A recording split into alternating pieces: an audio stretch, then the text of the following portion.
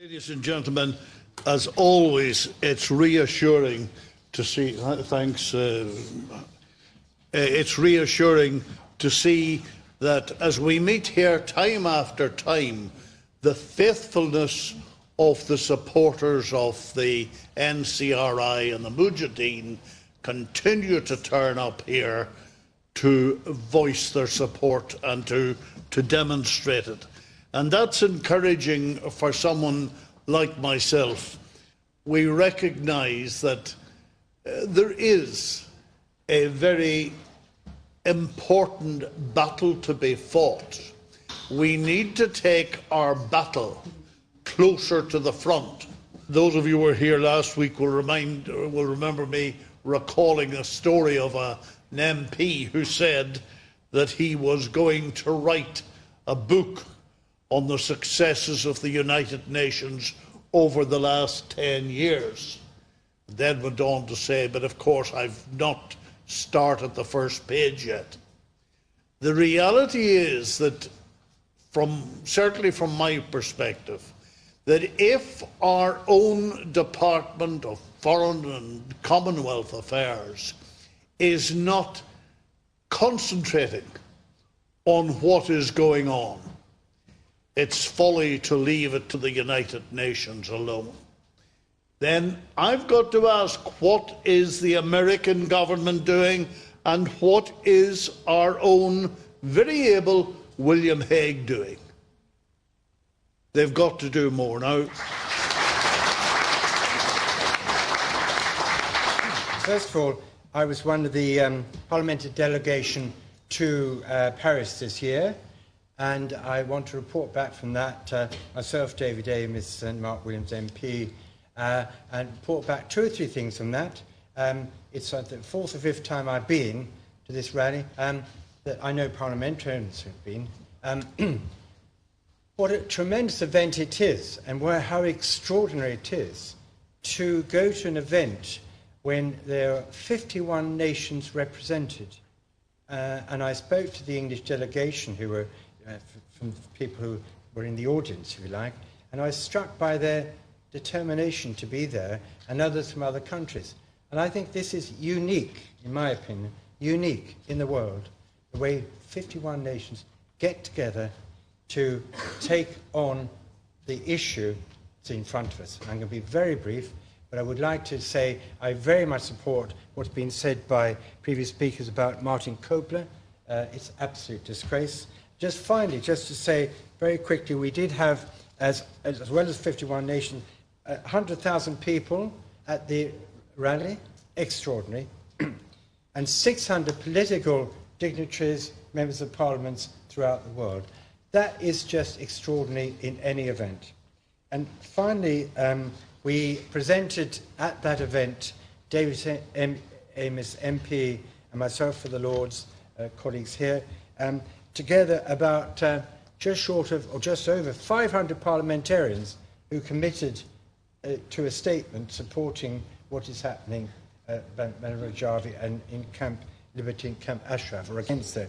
I cannot other than say that what Madam Rajavi's 10-point programme represents, and the ballot box, freedom of parties and assembly, abolition of death penalty, separation of religion and state, gender equality in politics and generally in life, the rule of law and justice. Her 10-point plan is on the equality of all nationalities. We recognise private property, private investment, peaceful coexistence, and a non-nuclear free nation. I mean, that is, to me, unbelievably all-encompassing, what any nation would be proud to have. So on that note, it's a tremendous inspiration for us all, the 10-point plan, and thank you all for everybody who supports consistently. Thank you. Thank you. It really is a great privilege for me to be here this evening. although I realise, of course, that some of my former friends, my friends, are no longer here, and I very much regret that people like Lord Archer, Lord Fraser and others are no longer with us. They were wonderful people, and I very much regret that they're no longer with us. Human rights violation has always been a major concern in Iran. For more than 3 decades, the clerical regime has violated the most fundamental rights of its own population. The most dreadful of all has been the massacre of the political prisoners in Iran in 1988, and we're reaching the 25th anniversary of it now. We're here tonight to remember them and to honour them and to honour the victims. A lot has been said about the criminal acts of the mullahs, but regrettably, very little has been done to prevent it and to stop it. 25 years have passed since this crime against humanity, and none of the perpetrators have been brought before justice. The supreme religious leader of this regime has been involved in it. The man who recently came out of the ballot box to be the president of the regime has been part of this crime. You can find virtually none of the Iranian authorities who have not been directly or indirectly involved in this deadly act. Now, where is the international community call for justice? Women prisoners were also amongst the victims of this massacre. And as far as this misogynist regime of Iran is concerned, this is the only field in which women are equal to men, the field of execution, torture and suppression.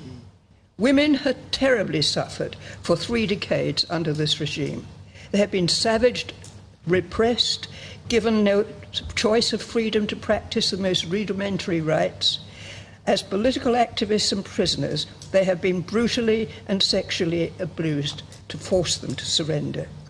Today we know that the Iranian resistance movement is led by a woman, Madame Rajavi. Women form more than 50% of the NCRI members and play a key role in carrying out the most serious responsibilities of this movement. And women political prisoners have resisted, making unbelievable sacrifices. Today, both men and women have played their part. They have struggled for 3 decades and supported their resistance movement. But what is the role of the international community in this? Is it to become accustomed to the terrible human rights violations and respond to its conscience just by adopting an annual resolution only to verbally condemn the horrible and most inhuman acts of this regime? Or is it to speak out and call for immediate justice?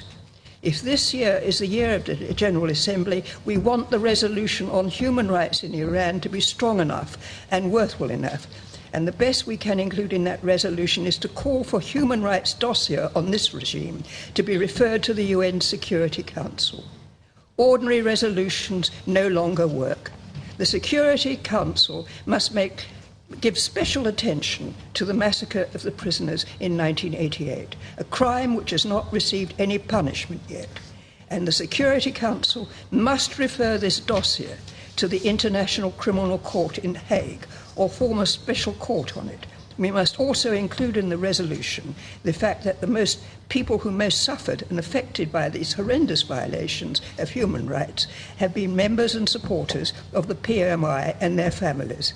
And this will only be a first step to bring about justice for these wonderful dissidents who have continued with their resistance with extreme courage in terribly difficult circumstances. And I'm very glad to see members of them here. It's wonderful to have them here.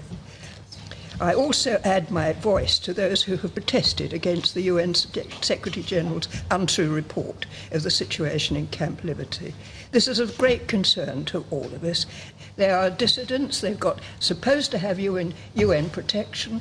We have to do something about those people who are suffering, and they ought to be transferred back to Ashraf before they can, and not so that they can continue to suffer in Camp Liberty. I mean, what on earth does the Iraqi government think it's doing? Of course, it's cap in hand to the Iranian government as far as that government is concerned. And we really do have to ensure that more pressure is put upon our government, because that's the sort of thing that we can do in our house stand up and say it. We do this quite regularly. We should go on doing it. Thank you very much.